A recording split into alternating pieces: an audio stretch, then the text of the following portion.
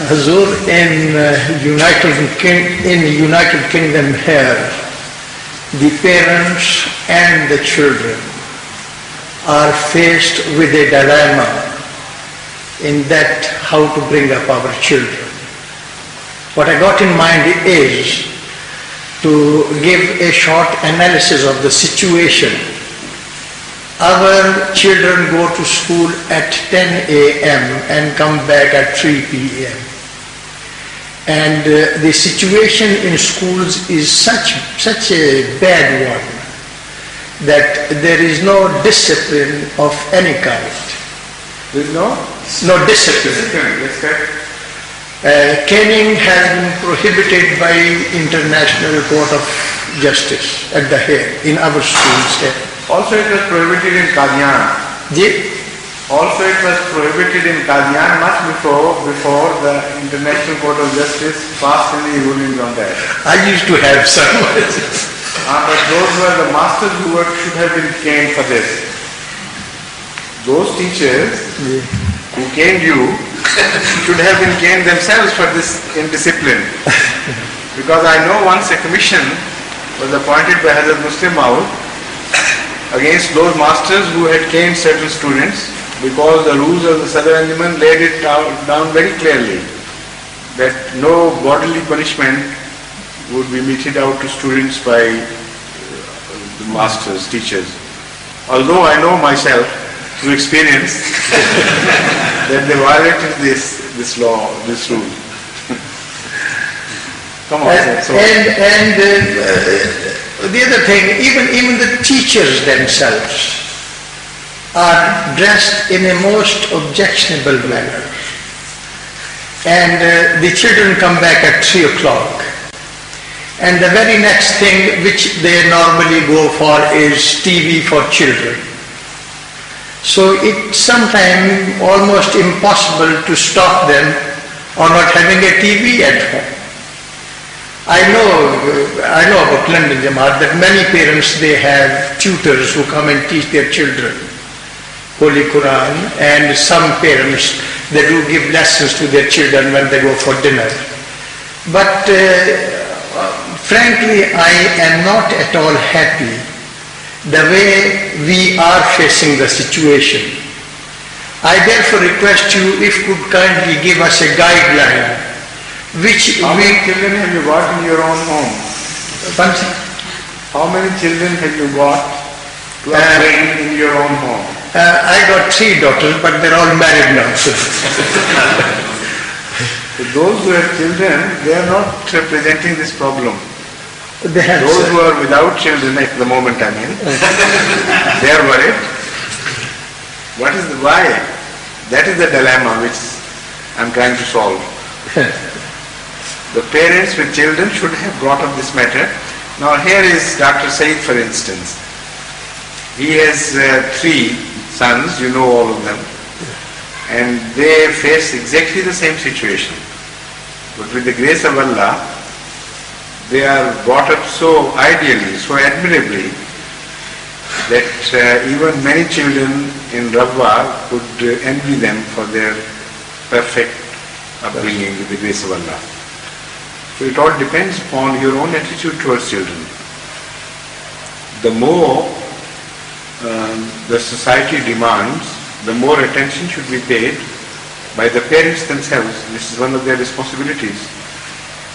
As Ghalib has said, बहरा हूँ मैं तो चाहिए दूना हो इल्तिफात, सुनता नहीं हूँ बात मुकर्रर कहे बगैर. If I am deaf, don't cease to talk to me. Talk to me doubly so, because I don't hear unless it is repeated. So the demand of the situation is this, the dictates of the situation are these, that the parents should be really concerned with the upbringing and devote more time to the upbringing of their children, which they do not do. When they come home, perhaps they are also very tired.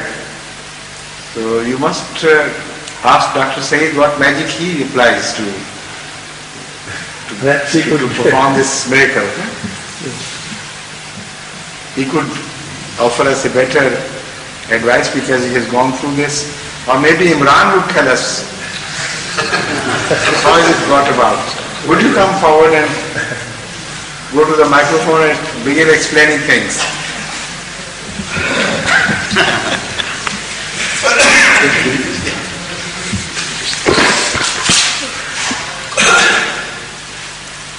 I can't really explain. Try. I can't really explain. Try it. Right from the beginning, as a child when you opened your eyes and began to perceive things, what did you see in your home that influenced you so much? So much in the right direction, I mean.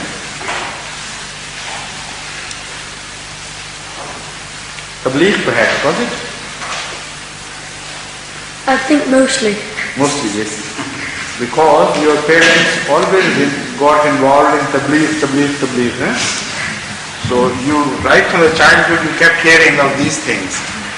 And it was tabligh which excited you much more than any TV program did. Is that right? Or am I exaggerating things? Nearly. Nearly exaggerating or nearly right?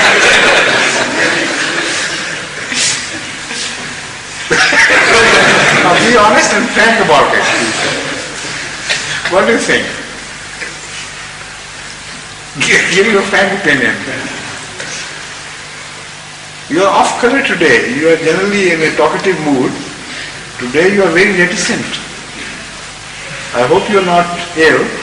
Are you? No. You all right? I'm just a little tired, nothing. You are. After that siesta you had when you were attending the Quranic class, still you are tired? He hasn't woken up. I think that is it. He's not fully recovered from that sleep. So, Well, I haven't got the secret my father has. now tell us about what is happening in your home with the result that with the grace of Allah, all the three children are brought up admirably in the traditions of Ahmadiyya. This is a question. So I offered a guess.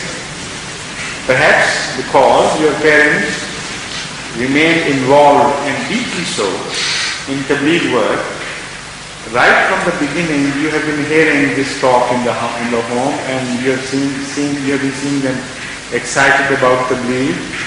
So you yourself picked up this taste of the religion and started siding with your parents as far as the religious values go. This is what I surmise. What is your own personal experience? Well, that's partly true. I also think That's right. Yes, please go ahead. which really they've always made us. Partly you are to. They've always made us do quite a lot of work, and also when we do something, they don't let us say if we say some vocabulary. They'll make us pronounce everything exactly. If we say that I can't go on the R's. I can't go on the R's.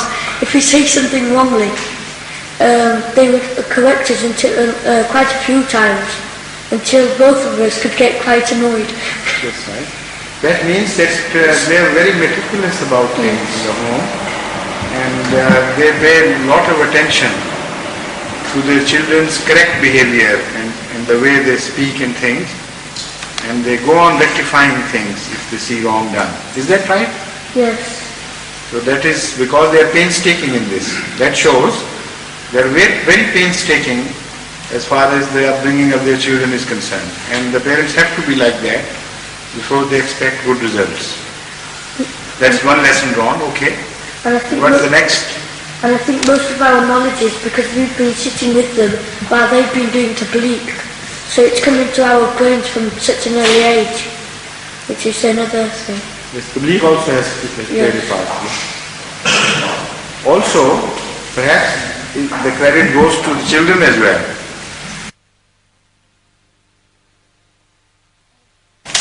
on varying occasions, sir, maybe 3 days, 4 days at a time, but at least half a dozen times. Correct. The first and foremost things is that they have in themselves perceived the correct Islamic values about life. And they take a great deal of trouble in imparting the Islamic way of life to their children. They teach them to respect the elders, to listen with care. They set an excellent example themselves, and they do not discourage them from asking questions. In fact, they encourage them to ask questions, and very often, even when they have grown-up guests around, instead of asking the children to leave and go and watch TV or play, they encourage them to sit around and take part in the discussion. I think that, and then I found that in their house, by the grace of Allah, they say all the 5 prayers in congregation, and all the children, although they're allowed to sleep after Fajr prayers, are made to get up, and they seem to get up very heavily. I've had the privilege of being host to them in my own house, and at night the last thing that they ask me is to make sure that they get up for their Fajr prayers in time, because they don't want to be late for their Fajr prayers. This is almost the whole story. That is the secret. So why can't other parents follow this example? In fact, generally people want to throw the blame upon the lack of provisions as far as the system or the administration goes. They think that perhaps by providing some schools from the Ahmadiyya schools and things, and going for some institutions looking after children, they would be able to solve the problem. The fact is that those children who are not taught properly, who are not educated and cultured at home properly, it is very difficult for them to learn at the institutions. Later on, they remain fixed in their certain attitudes and habits. So the first teaching, as Hazrat Sallallahu Alaihi Wasallam has demonstrated to us, begins when the infant is given over to you as your ward, as your responsibility. And the very first thing you speak to him is the declaration that Allah is one and Hazrat Muhammad Mustafa Sallallahu Alaihi Wasallam is his prophet, and so on and so forth. That is Azan and Takbir in his second year. That tells us that right from that moment the responsibility begins, and it is very important how you bring up your children before their schooling going age. That comes much later. So once right in the beginning, in the infanthood and later age, early childhood, they have been brought up in the values, in the correct values of Islam, and imbibe the spirit of Islam. Then in the school they go with confidence. They feel they belong to a superior culture, and they are not adversely influenced by the atmosphere around. But if they are not well provided in the beginning, once they get defeated, then with a defeated mentality, it is very hard to cure such children. So the most important lesson we have drawn from the study of a small family. But I think there are some added problems in London to those who are living in such places as small towns in Yorkshire. The cultural gap between Muslims and non-Muslims here is much greater in London. And this cultural gap is so great that even the older English generation is feeling that gap between the older generation and the younger generation. The whole values and traditions of British schools are breaking down. So the havoc played to the new generation here is much larger, much more enlarged than in some other places of England. So luckily for Dr. Said and family and many other such many families who bring up their children well, they do not live in London. Even their children, when they came here and they stayed for us for a couple of days, they noticed it with great disappointment that the British culture in London has deteriorated so much. They said while we were travelling by train, tube train, we were shocked to see people behave. So not as an Ahmadis, but as Britishers they were speaking, they were censuring the British ways of the new generation. So that is a big problem. That means less of TV at home and more of Islamic teaching, more attention than even previously to such children who are grown up here. For that I think if you talk of the love of Allah at your home, the love of the prophets, and begin to teach the stories of the Prophet from the Holy Quran, that's a very good of influencing them in favor of Islamic values. The fact is that the children are interested in stories. Right from the start, give them a taste of goodness. If you develop that taste in them, then it will be easier for them later on in life to go for that acquired taste, to satisfy that acquired taste. Once the taste is not developed at all, then it's very difficult for them to shift. Just prohibition does not work. With wisdom you must cultivate certain tastes in your children so that they are made happier with certain good values. For instance, these boys while they were here, however much I would try them to get involved in leisurely pursuits, play and this and that, they would refuse. They would say we enjoy your company much more than any such thing. And the worry of their parents was not that the children do not spend enough time with me. They were worried and they were writing to me from their home that we are of course very much worried that our children are plaguing you with their omnipotence, omnipresence, is the word. They are ever present around you. This is our worry. Why? It was not that the parents had told them to remain close to me, because they had cultivated in them certain tastes, and those tastes were only satiated by their remaining close to me and to many others among us here in the mosque. So this is the correct way of bringing up your children. Build the tastes in the beginning. I quoted this example many a time before of my own daughters, some of my daughters, and it's a personal experience.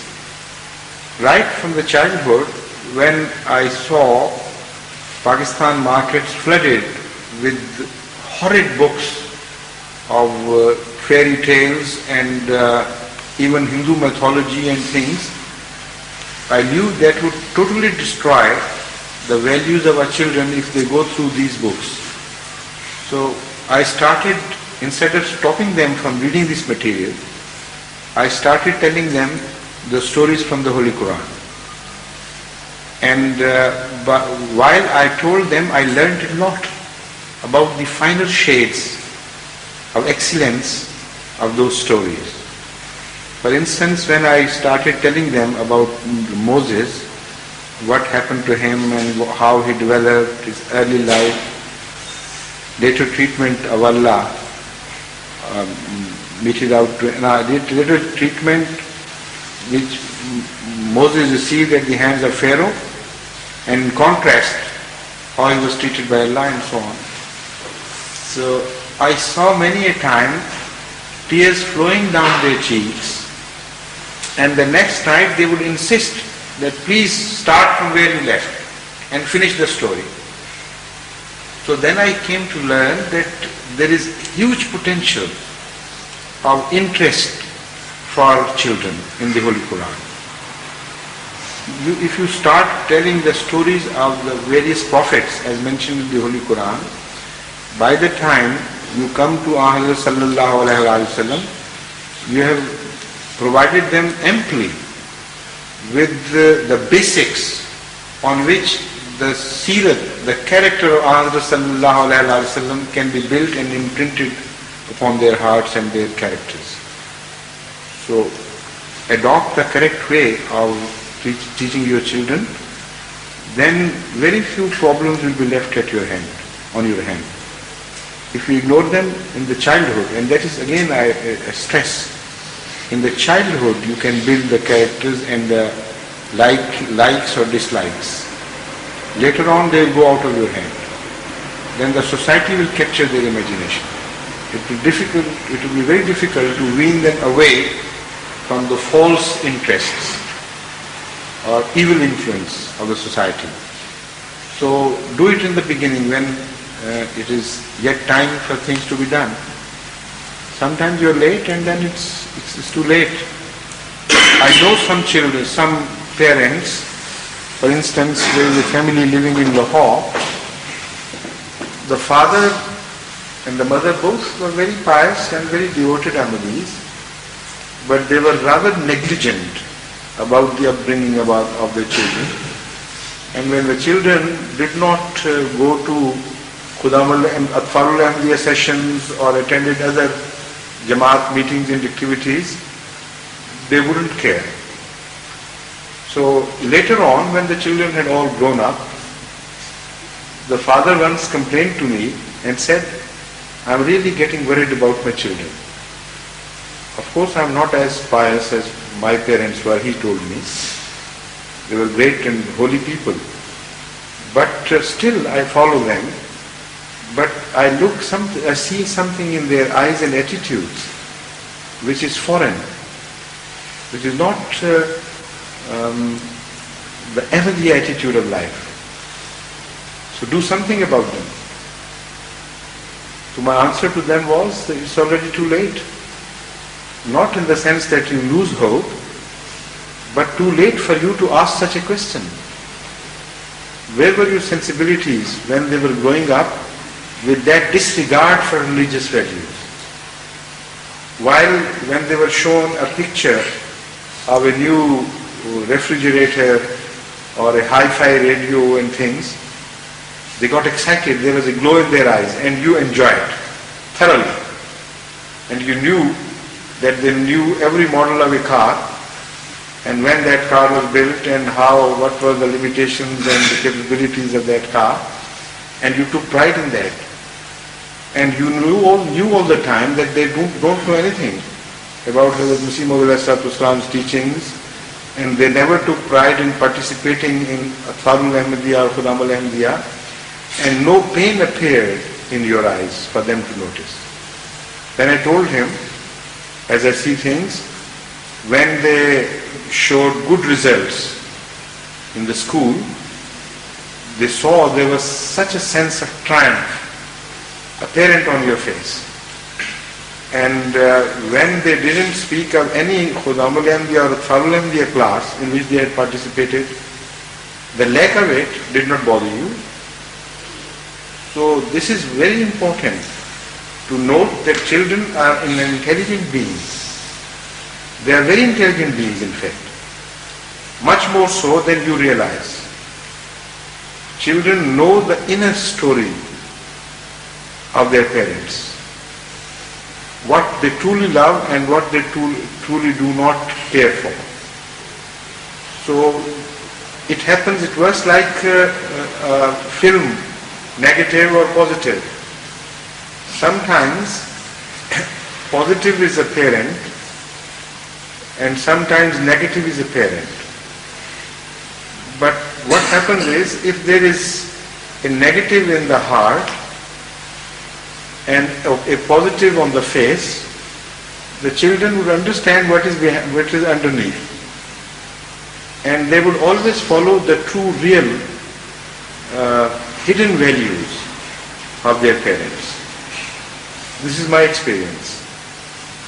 So apparently there is a negative is the reversal of the positive. So those who are taught in the traditions of Ahmadiyyat, sometimes their face values always remain loyal to the Ahmadiyyat which was taught to them by their parents. But their inner values have changed in the opposite direction.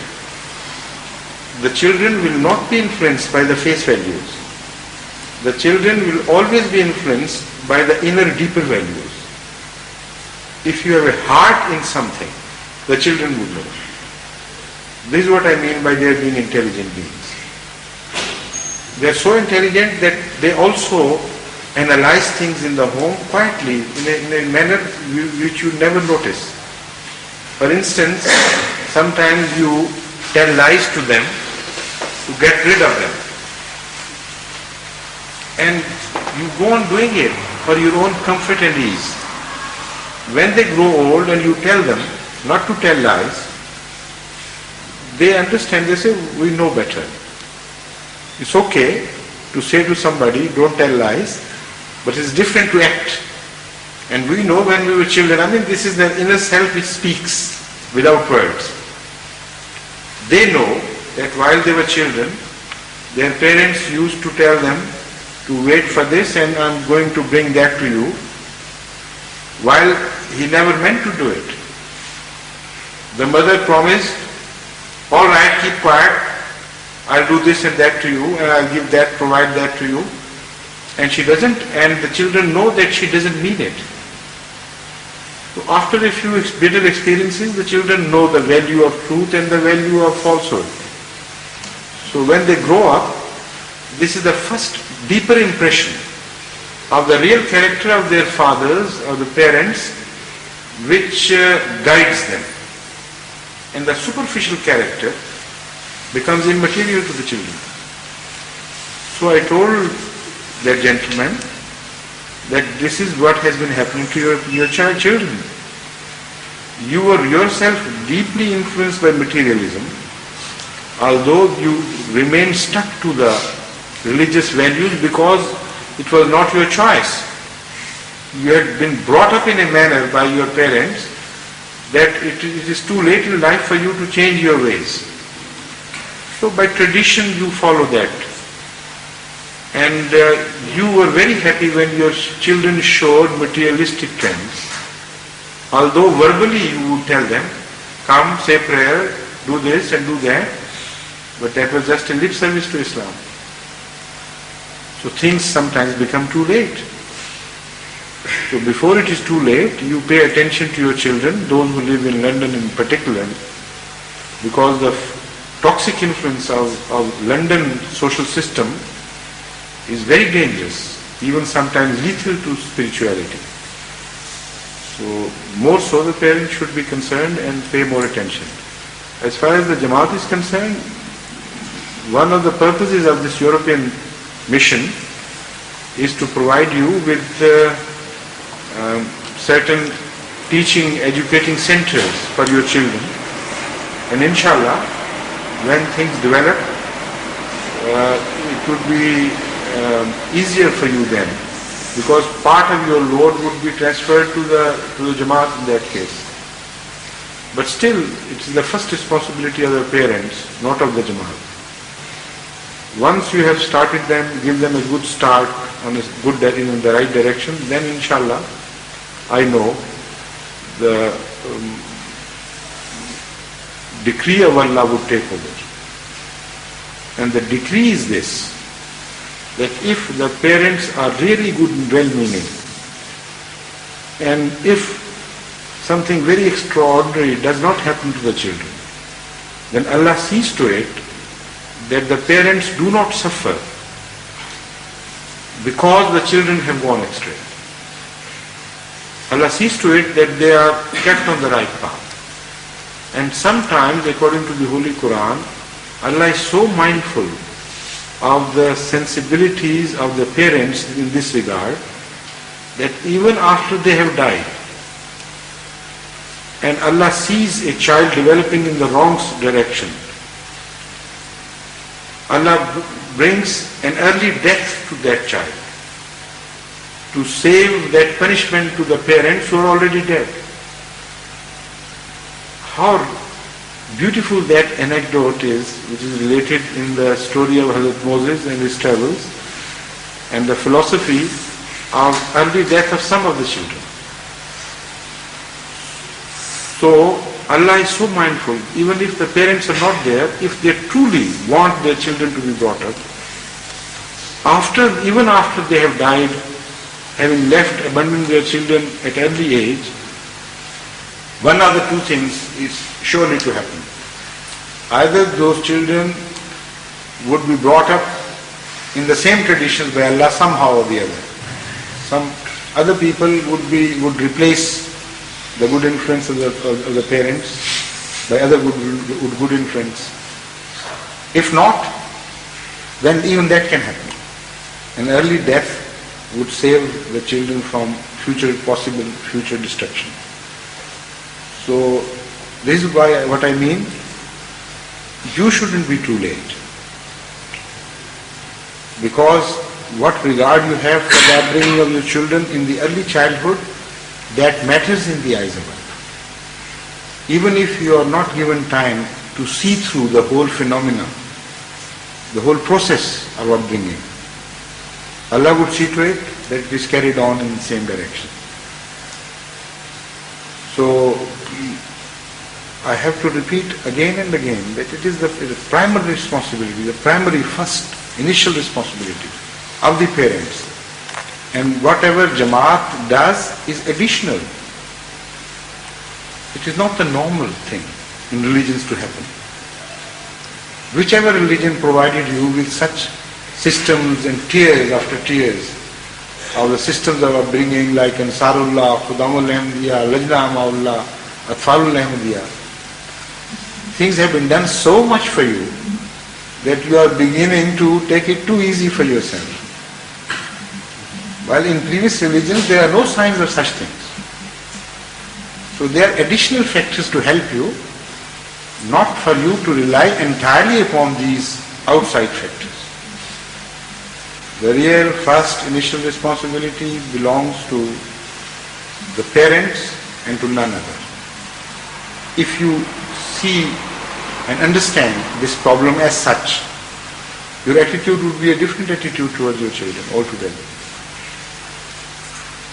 So I think before I ask someone to call for prayer, I would tell little Imran a joke. He's very fond of jokes.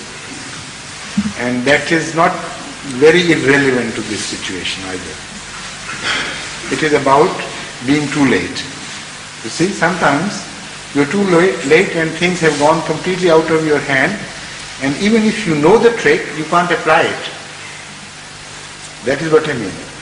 Even if you tell everybody how your parents have brought up their children in their home, it is not within the means of everybody to follow them, because it is too late for them.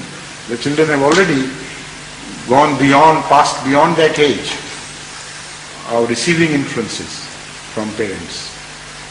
So the joke is about a wife, and an American wife for that matter. You know, in the modern days, it is the husbands in America who complain about the maltreatment at the hands of their wives, generally speaking. So the tables are reversed, turned in favor of wives in this respect. So one husband was talking to another and was complaining about his wife, how harsh she is, how she treats him, and how she deprives him of her freedom at home, at abroad, and doesn't look after him in any way, even is niggardly about her food and things. So the other friend, when he heard all this, he said, but this does not happen in my house. My wife is so thoughtful, so caring, so kind and considerate in everything. All the time she wants to please me. So he said, how? How come it? It's very strange. How could it happen? He said, well, it could happen, but it's too late for you. Even if I tell you the secret, you will not be able to make avail of it. It's too late. It's all right, just for the satisfaction's sake, let me know how it happened.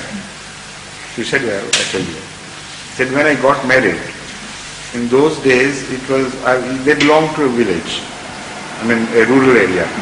So in those days, it was a practice for the husband to take one horse alone, and he would carry the bride on the same horse with him, share the same horse with his wife. So this was a custom that indicating that they had become one. So he said, I intentionally chose a mare who had the habit of stumbling. In Urdu we say nakhun lena. Some mares have a habit of stumbling, just missing one, what you call, one step. It's a special way, I don't know the technical term for that. In English, generally it can be called stumbling, but there must be some technical term. Those who know horse riding, they would know anyway. Let's forget about it for the time being. You understand what I mean? The mare had the habit of stumbling now and then. So when he brought his wife on the same mare, she stumbled on the way. So he said, I told the mare, that is once. So things were forgotten for a while, then she stumbled again. And he told his friend, of course, that then I addressed the mare again, and very firmly I told her, that is twice. So the third time, the mare stumbled again. So he asked his wife to get down, and took the rifle up and shot the mare there and then. So the wife became very violent. She said, what a beast you are. My parents have married me to a beast, not to a human being. Let's turn back from here and just leave me back in my home. I don't want to go a step further than you. After she had finished, he said, I told her, that is once.